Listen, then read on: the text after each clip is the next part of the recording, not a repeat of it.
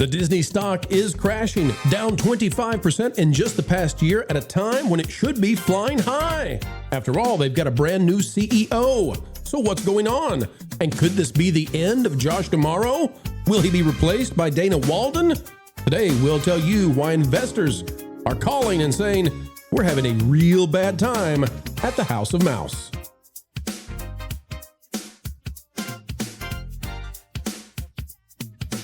It's a fantastic day, folks. Welcome back to the place where we don't deliver you fantasy land. We bring you the truth with a capital T. Today, we're talking about Disney, as we so often do. Smash that like button, and let's dive into the latest news. The stock, down. Financial advice from here? Never. But we've got a story, as ever, you need to know. Oh boy, look out. Josh tomorrow just might be in trouble, and he may not be the CEO of tomorrow if this keeps going on. Recall, please, ladies and gentlemen, that one Robert E. Iger decided to rush on out of Disney early this year, leaving far before he was supposed to. He should have still been at Disney right now, all the way until the end of the year, but the baton was handed off far, far in advance. How's that going, eh? Well, we've got Aftermath.com reporting this. If a company does 3 layoffs in 7 months, hey, Josh, maybe it's bad at being a company. It says layoffs hit Disney again. An occurrence so common, the CEO couldn't even be bothered to write a memo about them. Oh, Josh. Riley McLeod is writing this one. And by the way, remember that Josh tomorrow was hired to be the CEO, the smiley face man who everybody likes. He's a glad kind of guy. And Dana Walden was supposed to run everything creative because Hollywood wanted her to be in charge. So Wall Street, kind of divided the baby. But now it looks like Josh tomorrow might not be their baby. Maybe much longer if this keeps happening. It says Disney had a round of layoffs today, reportedly hitting Pixar, National Geographic. This is somehow the company's 3rd round of layoffs since 2026. The Hollywood Reporter writes that Disney has cut hundreds of jobs. In addition to Pixar, who, by the way, just had Toy Story 5, Nat Geo, ESPN also affected, on-air contributors losing their jobs, etc., etc. Heck, we've even heard that The View has had its budget slashed. It says in an effort to explain the reasoning behind today's cuts, as a news outlet is wont to do in such situations, THR was reduced to quoting tomorrow's memo about the job cuts from April. Because there are no new memos, no sad goodbyes, no sorrowful we wish you wells from Josh tomorrow. So how's it going, folks? Ouch, ouch, and more ouch. Since Josh tomorrow took over, and there it is, we're under $93 officially. The Walt Disney Company has seen a 16.27% drop over the last 6 months. Remember, Josh tomorrow takes over about what? Jonas, was it March, April? When did Josh tomorrow take over officially? I think it was probably March. I'm going to be honest. I stopped following the succession plan when they gave up. Yeah. So we have been in a steady downward movement. Now, people are going to say, well, the stock market's down just in general. Well, that might be true in any given hour that we could look at, but we don't do that. In the past 6 months, the stock market, the S&P 500 is what we're going to use today for our comparison, is up 7.24%. Now, what that means is we have about a 23% delta, and it's negative for Disney. That's no good. That's no bueno. And the question now becomes, with a new CEO in charge who's mostly known for firing people for the pink slip instead of growing the stock, how long will this drop before investors get very angry? We've seen some signs of that already, with them saying, what the heck's going on? Analysts declaring you need to drop Disney Plus and streaming. I mean, listen, we're way out there in territory that we were never dreaming we would see until now. Marv, Disney stock cratering at this point. What do you think's going on here, and why is it happening? Not good, especially right now while they have a movie in theaters that's about to break $1 billion. Their stock is tanking. So at a time when they should be able to present strength and, present the company from a position of, hey, look how good we're doing, their stock is in the gutter. And that's what happens when you have a movie that's about to make $1 billion. And then at that very same studio that produced that movie, you lay off hundreds of people. We're seeing that right now. I think this is just them responding to not only that, but coupled with this, with the news that we got, a week ago, that Disney Plus originals account for only 2% of total viewership time of streaming originals, being beaten out by literally every other streaming service, including Peacock and Tubi. Tubi originals beat Disney originals, which is insane. I mean, I think people are starting to see, like, you put how much money into all of this stuff, how much of our money Bob Iger put into all of this stuff, and this is what you've got out of it. I'm not shocked this is what's happening. Okay, let me ask about that then. Okay, let's tease that out. For a very long time, people have asked us, when is Disney going to pay for Star Wars and Marvel and for doing what they did to these properties? Seems like it has destroyed their streaming. As we just said, Tubi is beating Disney Originals.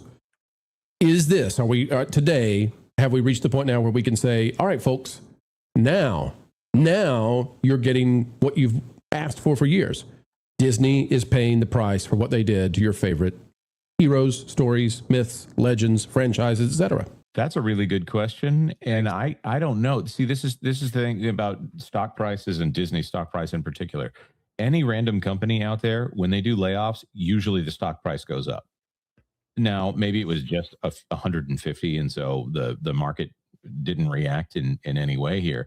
But I think it's been such a slow fizzle out for all of these brands that people basically didn't notice. It seemed like a good idea, 12, 15 years ago, whatever it was, because there was such a buildup of bad reputation from the prequels that the grown folks weren't interested in the Star Wars prequels, so it was assumed to be mismanaged. Michael Eisner, back in 2005, there was such a uproar from the grown folks that it was assumed to be mismanaged. Pixar, that was another one that it was assumed to be mismanaged because of the way that Michael Eisner was perceived.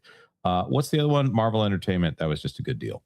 Jairus, also remember the fact that right now, not only is all this going on, but despite Toy Story about to make $1 billion, you've also got the destruction, the collapse of Moana and Star Wars at the box office this summer. So this is not a great summer, and attendance at Walt Disney World being so far down.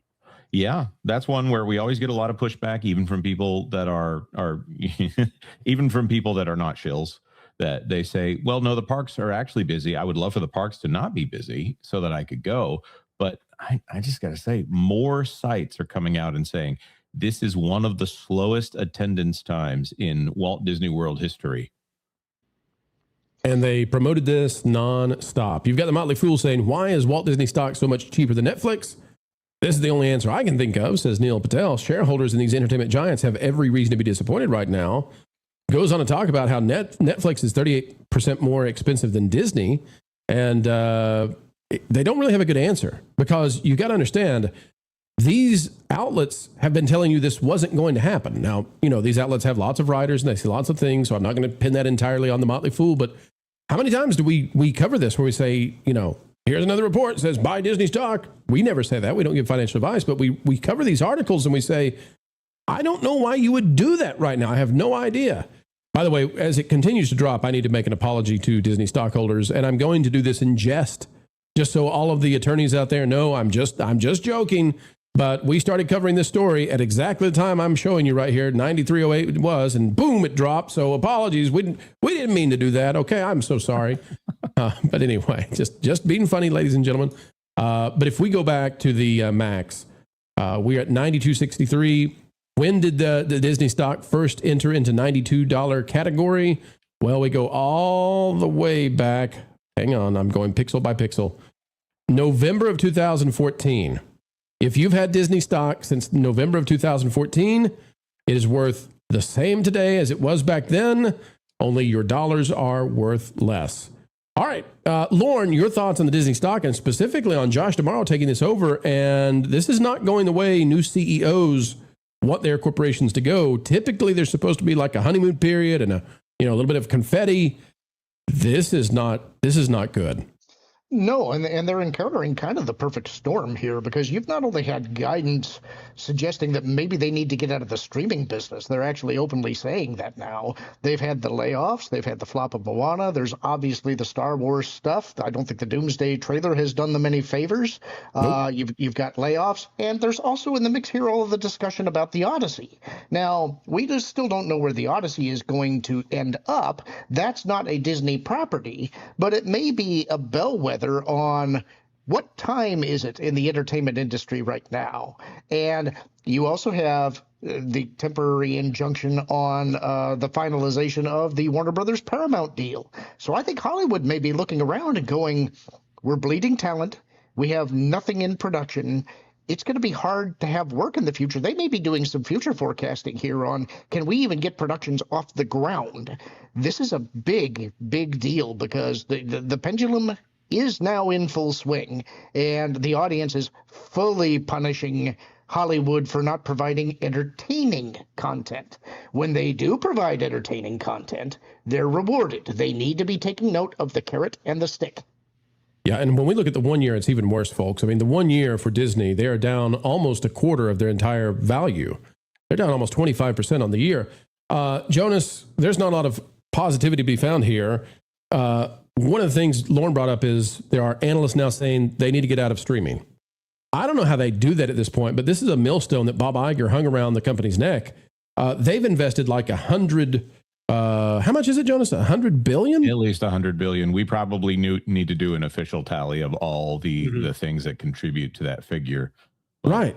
But they could instantly fix it by going, like, if they could get Netflix to make a deal with them where they have a Disney Blade and they could just make money somehow. Right. This streaming deal is terrible for them. First of all, putting their content on Netflix would be the best place for it to be seen. This is something where licensing out the content would be an immediate monetary boost to the Disney company, and that's something that I think they just need right now. This is a company that is basically a ghost company. It's a holding company for a lot of IP, and it's a consistent trend that we see is when Disney works with other people and lets those other people manage their content, that content tends to do better, whether it's Fortnite or Star Wars or whatever. This is a company that has shown they're not a creative company. They are an IP licensing division. And the problem is they keep working with the same people, and those people are their own employees. Right. We can see here, talking about streaming, Disney, with everything it's got, everything it bought, Hulu, ESPN, Disney Plus, everything put together, is at 5% market share of streaming. They are trailing badly YouTube. They are trailing badly Netflix, which Netflix is just Netflix, and YouTube is actually, that's not all of YouTube. That is just the YouTube you watch on big screen TVs, just the app. And once we get Paramount combining their stuff with Warner Brothers, suddenly Disney might even fall below that. So, well, we've said Roku and Tubi combining is definitely above them, right? Well, I mean, we can look at that. No, look at this. Disney 5.0, Roku and Tubi 5.3. So there you go. Roku and Tubi already beating Disney, and those are not platforms known for their original content. Right. Well, I mean, I think that also the fact that Wall Street has been telling them to get out of streaming, and they know they're not going to do that. I think that is the reason. I don't think Wall Street analysts would be telling them to get the heck out of streaming if that wasn't the main reason for all of this nonsense. I think you're exactly right. I do want to posit this to the panel, and let's see where we wrap up here. This makes the Gina Carano decision so much bigger. This makes the decision to jettison Luke Skywalker so much bigger.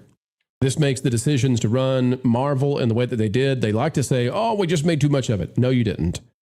You made it race swap, gender swap. Like you wokeified it to no end. Ironheart's one of the greatest examples of it. Same thing was happening at Star Wars. Same thing with the Acolyte. These decisions, go woke, go broke, finally happened to Disney. And I'm ready to say, here we are. What do you guys think about that? I think you're right. One more data point I'll add is Peacock is officially profitable in a quarter. So this is something that does not have to have an entire company failing in order to get to profitability. Disney destroyed their parks to make Disney Plus work. Disney destroyed so many opportunities to make Disney Plus work. Universal didn't have this issue, but they weren't out there peacocking over it. Well played. Well played. Final thing, Lauren, Marv, if we'd got season 3 of The Mandalorian and it was all about Luke and Grogu, and Luke on the other side, if we'd got Marvel, things that were really good, really, excellent, kind of masculine superhero films or shows, I think Disney Plus might be in a totally different direction. It would help, but it wouldn't generate enough profit for them to still be in a good shape. The issue is, as you said, they started ignoring the parks, giving you perks and things at the parks. They kept expensing people out of it.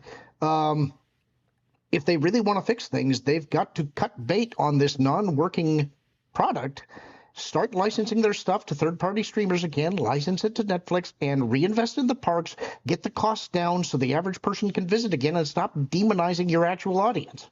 Oh my That's gosh, what they need to do to fix things. Sounds like common sense. Holy cow. Yeah, exactly what Lauren said there. I mean, if we were at a point where they had turned the ship around, I honestly, I think what this stock crash is it's proving Chris Gore right. When Chris Gore had that famous tweet that said turning Marvel and Star Wars into girl brands will be the most costly mistake ever in the history of Hollywood. I'm paraphrasing, but there it is right there. How much market value have they lost from those high highs of the Chapek era to now? I mean, if you actually put it in terms of dollars and cents, that I would say is the cost of turning Star Wars and Marvel into girl brands. Right. And, you know, just to point out the rumor that went around that Lionsgate might have been bought by Disney, which, you know, there was probably at least some level of discussion about that since almost everyone has been supposedly looking at buying Lionsgate. And the intention behind that was to shore up because Disney knows that they're failing with male spaces. And I'm like, you own Marvel and Star Wars, and you think buying John Wick is going to be the solution to your problems? No. Because they'll do what they did with Marvel and Star Wars. They'll buy it for the male audience, and then they'll hand it over to these bitter old lesbians that are working in Disney right now, and they're going to take a look at it and be like, well, now we can make this for us. No, I love this idea. Getting John Wick as Keanu ages out and can't play the role and handing it to bitter lesbians seems like a real, you know what? I can get a lot of content out of that. I think they should give it to Shuri. I think Shuri should be the new John Wick. You heard it here, folks. That's what we're suggesting. Lauren, you get final word. I see you want to hop in there. What do you got, Lauren? I just wanted to ask, how do you think what kind of shape do you think they'd be in now if they actually had handed off the Indiana Jones hat to Phoebe Waller-Bridge? Oh my goodness. Lauren, like if they had just ignored the fact that you know, the movie bombed and just powered ahead with it. Mm-hmm. Well, that's a nightmare that Lauren has bestowed upon us to all ponder now. Nightmare truly is the share price. Yes, they can still do it. Yeah, they actually have the capability. Shut up, you. Well, you've made it to the end of the video, and that means you are a true pal of Pro. Thank you so much for watching the entire thing, ladies and gentlemen. And we ask that you consider clicking that like button. Drop a comment down below. Let us know your thoughts. And remember, folks, we've got more content yet on the way. The drive-bys can't handle what we have to say. But we never stop, not for a minute, because we want to win it for you. Until the next time, keep learning, keep growing. And as always, keep having fun.